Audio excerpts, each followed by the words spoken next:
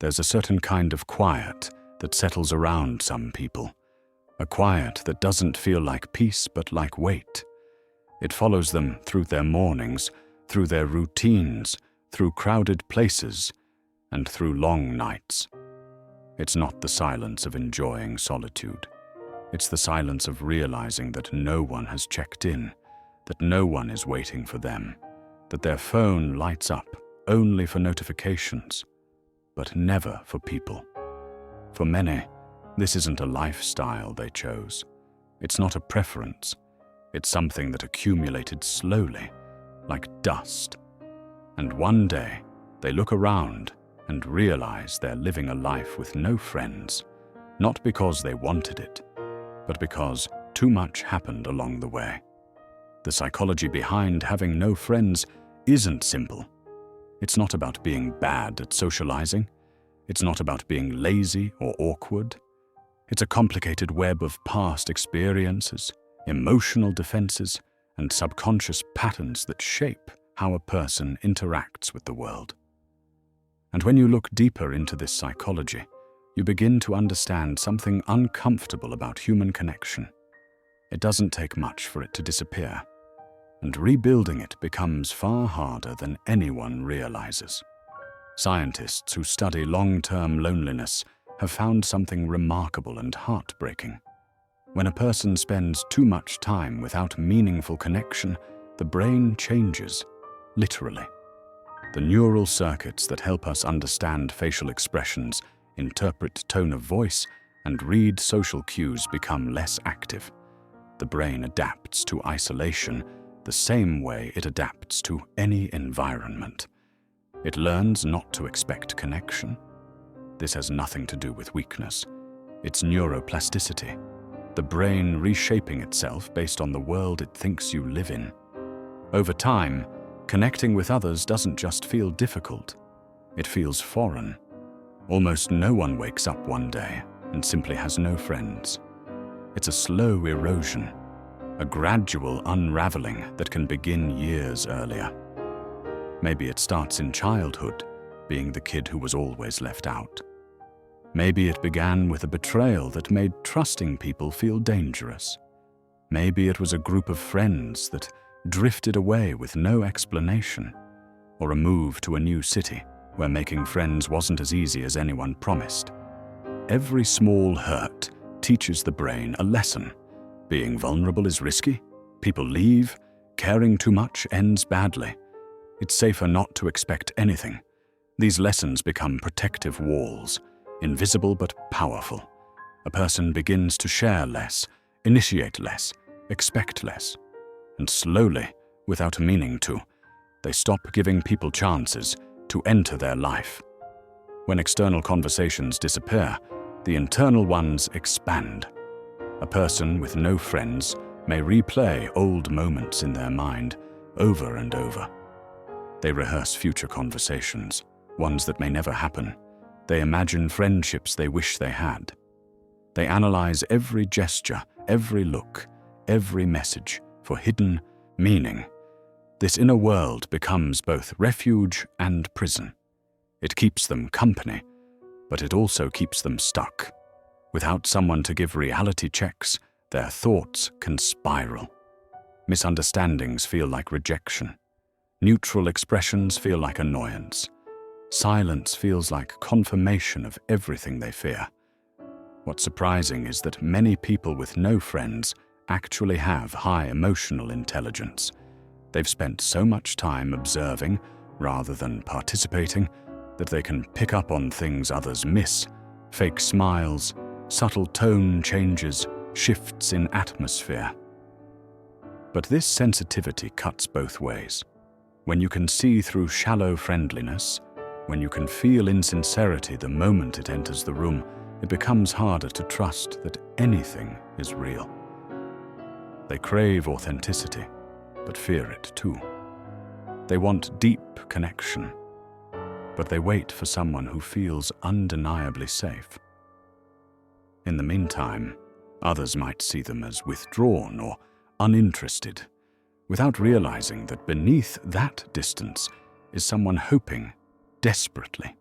to be understood.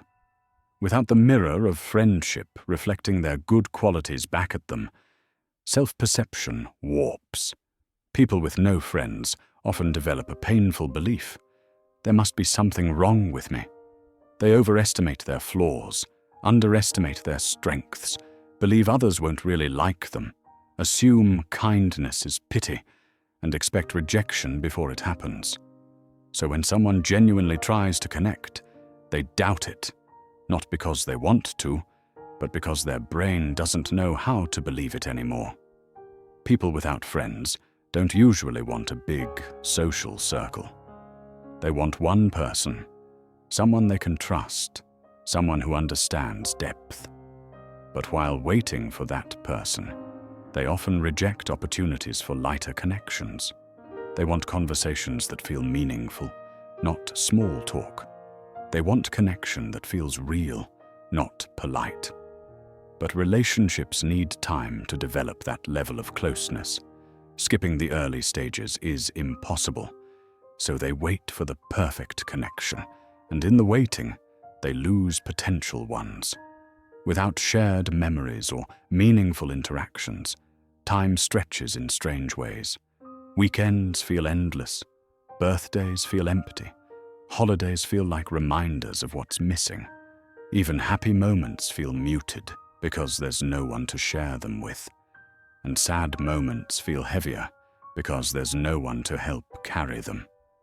Over the years, people adapt to being alone.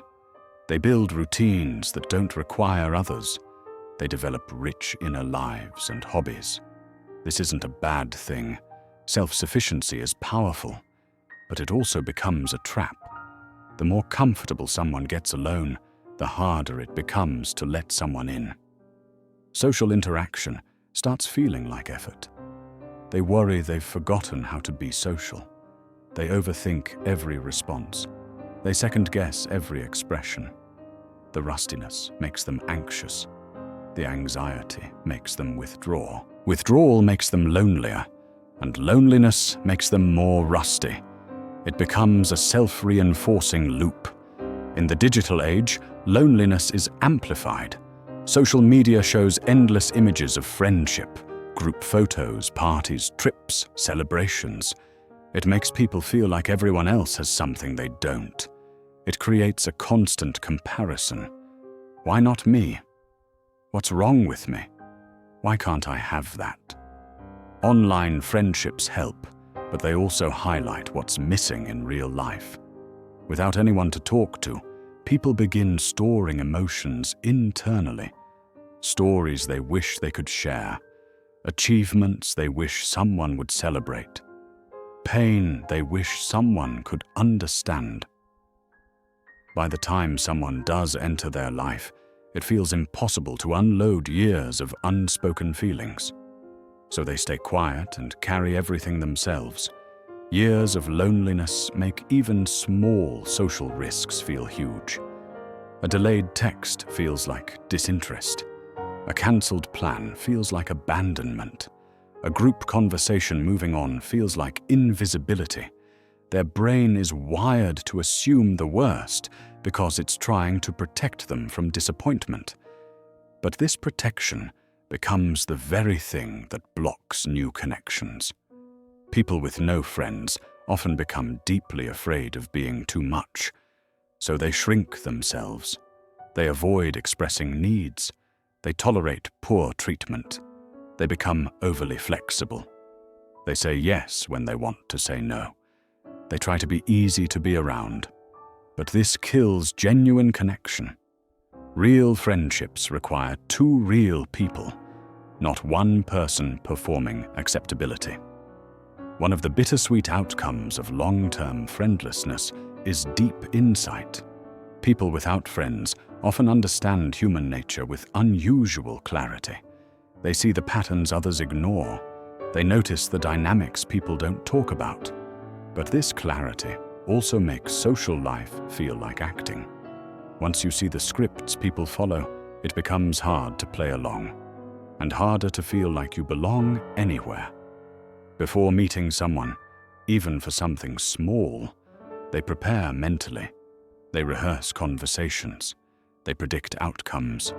They brace themselves for something to go wrong. By the time the interaction begins, they're exhausted. They didn't get to experience the moment, only the anxiety leading up to it. Home becomes the only place that feels safe. No expectations, no misunderstandings, no judgment. But staying in that comfort for too long makes the outside world feel intimidating. And the more intimidating it becomes, the more a person stays inside. It becomes a loop that's hard to escape. Having no friends doesn't mean someone is unlovable. It often means they've survived too much. They've adapted too hard.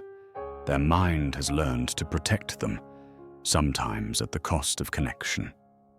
Their depth is not a burden. Their sensitivity is not a flaw.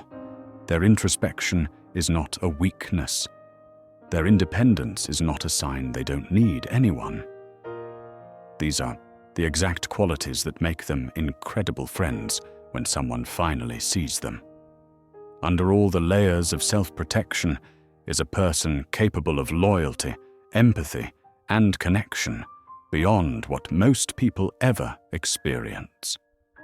They're not broken. They're not unworthy. They're not meant to be alone forever. They're simply waiting, sometimes silently, sometimes hopelessly, for someone who feels safe enough to open the door to. And once they do, they often become the most genuine, thoughtful, and loyal friend anyone could ask for.